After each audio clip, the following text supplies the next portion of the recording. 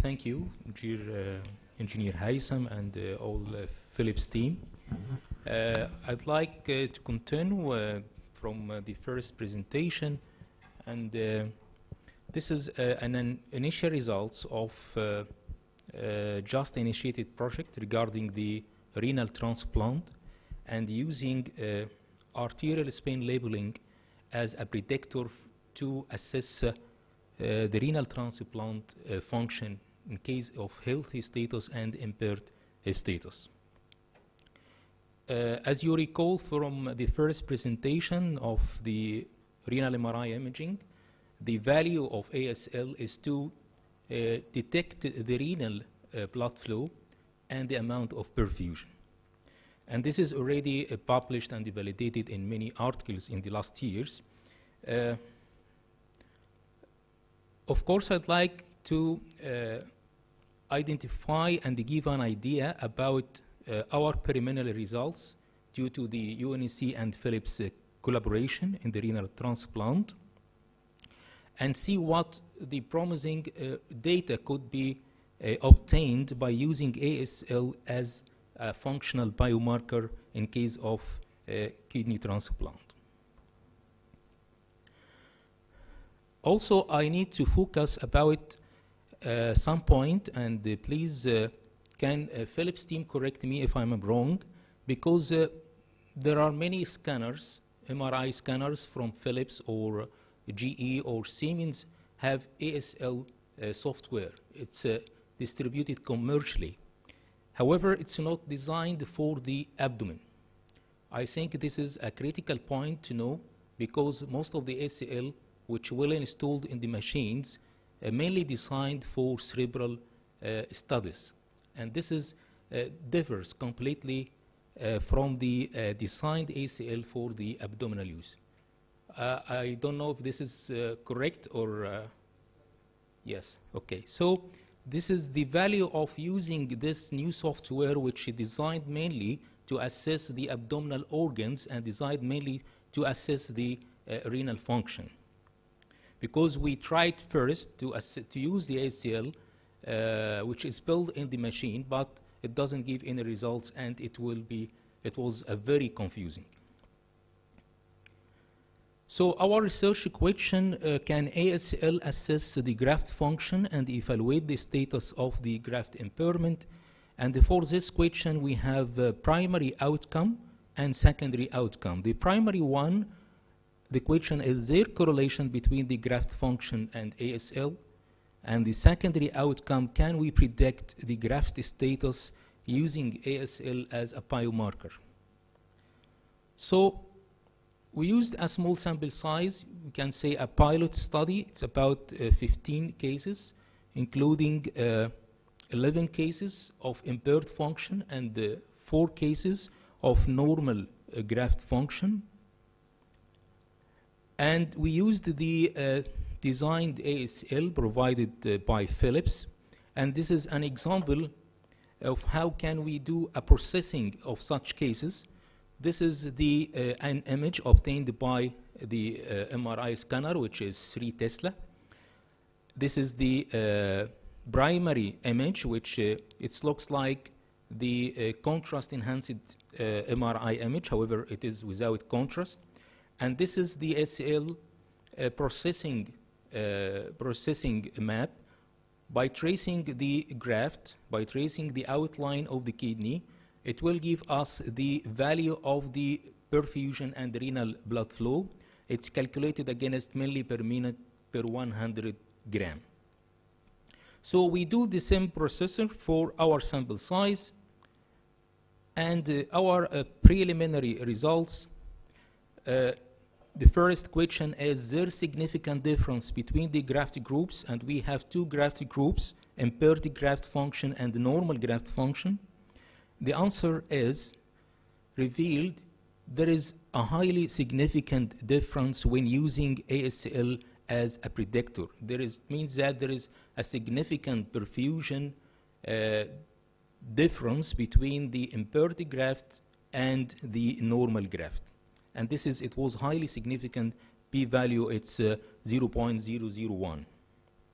So the second question, which should raise the attention, so what's the nature of the correlation? Is there a correlation, and what its nature? Is there a correlation between the lab marker, including serum creatinine and the estimated GFR and ASL as a predictor or classifier? So we'll start with serum creatinine. We can find this plot diagram. This is the ASL on the x-axis and the serum creatinine on the y-axis. And these are the value of the 15 cases, and we can notice that there is a descending values between the serum creatinine and ASL. In other meaning, we can say that as long as the ASL provide us with low value of perfusion, there is a high serum creatinine, and the device is correct. So we can expect from this model there is a correlation, but it is a negative correlation. It means that as long as serum creatinine rising, so we expect the perfusion is impaired. And we can fit this model to become like that. This is a descending model which indicate the negative correlation between the value of the serum creatinine and the ASL perfusion status.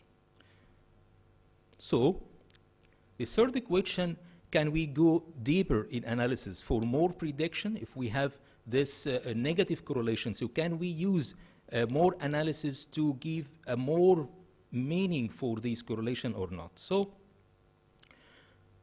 here we can use the meaning. This is this value 4 to 7 point milli per minute per 100 gram represents the average perfusion should be of our sample size.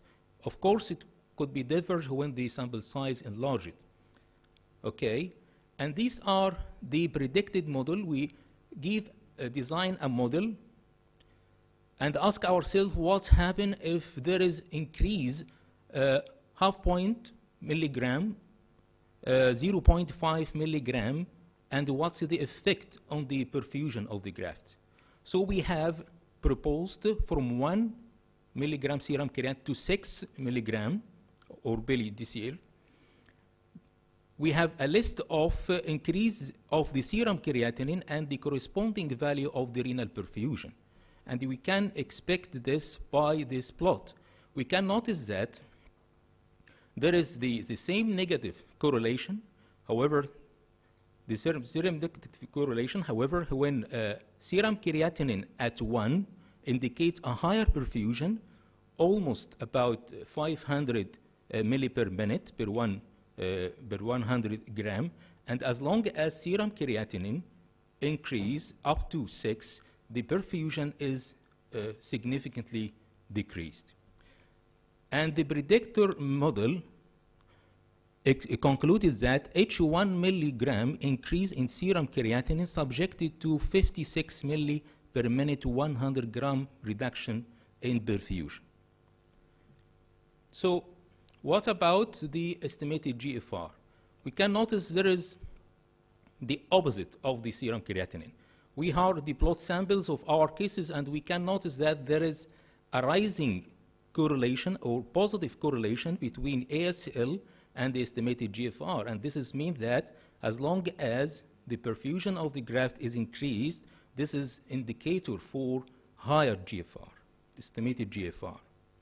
Also, this is the plot-fitted diagram, which indicate nicely the positive correlation between the estimated GFR and the ASL perfusion. Again, this should be the estimated GFR for our sample size. It should be about 62 milli per minute per 1/7. And this is the adjusted predictors for the linear correlation between the estimated GFR and ASL. We can notice that at 300 milligram, there is gradual increase from 300 milligram to 600 milligram in renal perfusion, corresponding increase with the estimated GFR. If we can calculate it precisely in like this diagram, we can say that each 30 milli increase in the renal blood flow leading to increase 1 unit of estimated GFR. This is the same in another plot diagram.